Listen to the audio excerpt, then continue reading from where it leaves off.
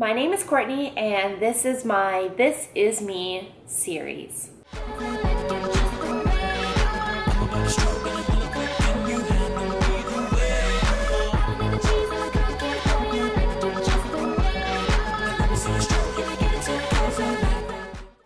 Hey friends, it's Courtney. So I have mentioned a few times that I want to talk about my mental health issues, and today is the installment of my body dysmorphia disorder.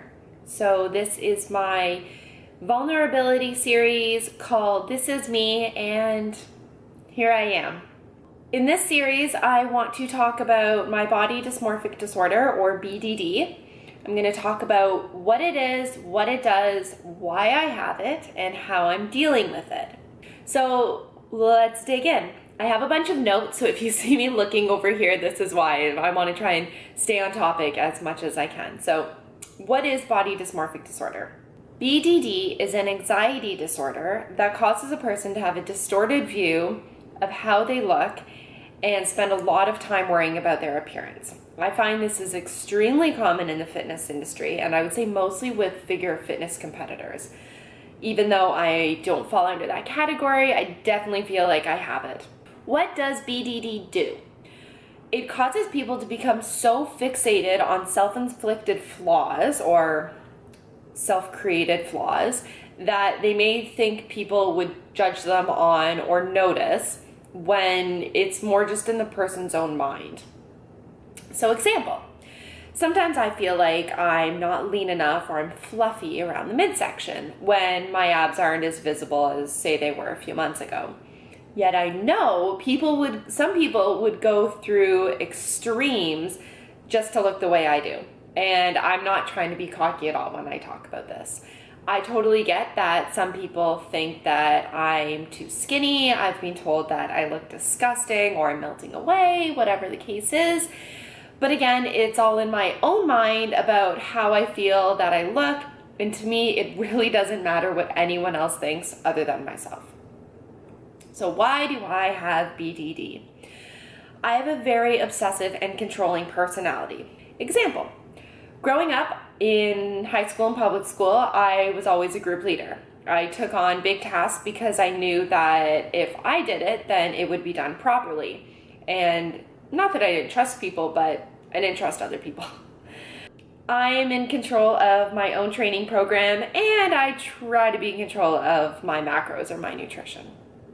To be honest, this is probably in the back of my mind a huge reason, if not the only reason, why I'm not competing in my upcoming powerlifting meet. I feel like I lost control over my weight, it was hard for me to stay in the weight class that I wanted to be in, and because I couldn't control the situation, I fled. And oh well, it's a lesson learned, right? So for the most part, nutrition and training are the two largest factors that can be manipulated to change your body. So because I have the ability to control my body or my outcome via macros and training, over time it basically has become an obsession. Through my education, knowledge, and experience, I've learned that I can manipulate my training and my nutrition to meet my desired body composition goals. But because I feel like I know how to control my body, and of course I never take into consideration all the environmental factors that I'm unable to control, I sometimes freak out or question when things don't go my way. Example. Let's say I adjust my macros in my training program to lose body fat. I train hard, I hit my macros, I don't binge, whatever. But then I step on the scale and the weight doesn't change, the number doesn't go down. Then I get fixated on the scale. I instantly assume that I'm not doing something right and that the scale is the only tool to tell me what I'm doing is either right or wrong. And I know a lot of people can relate to this.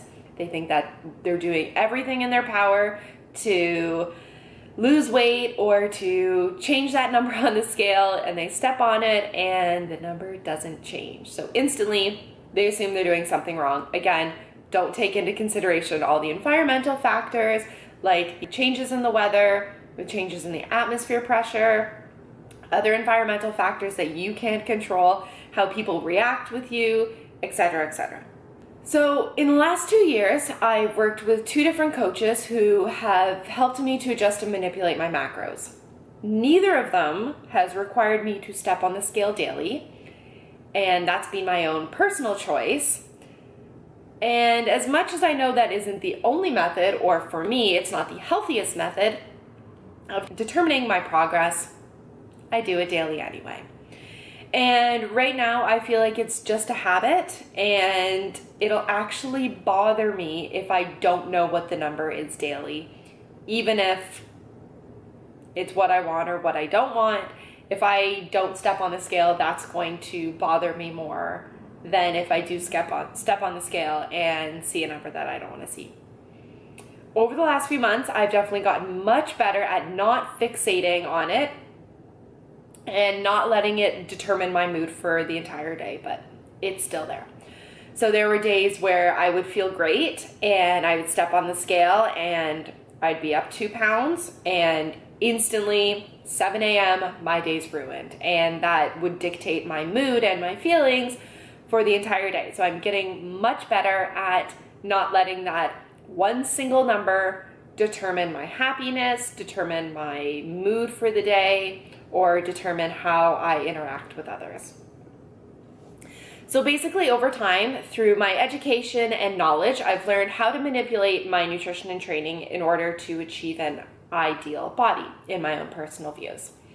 And because nearly my entire world revolves around nutrition and training, my personal business, my relationship, my family, my lifestyle, and my hobbies, I've become so consumed with the entire concept.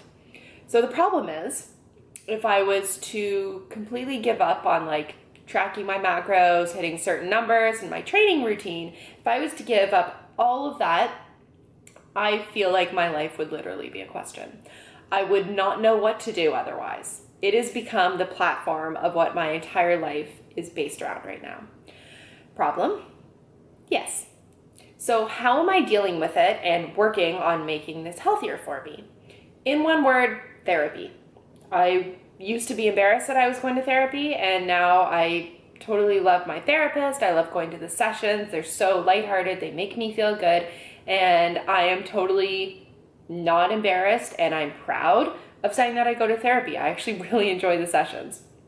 So I'm not saying that these sessions I've been attending are going to indefinitely cure my way of thinking, but I definitely believe that talking to someone in the outside world, apart from my immediate circle, may be able to see things from a different view and provide suggestions and ways of coping with my issues. So far, only after a few sessions that we've had together, we've brought to light a few points, one of them being my obsession with being in control.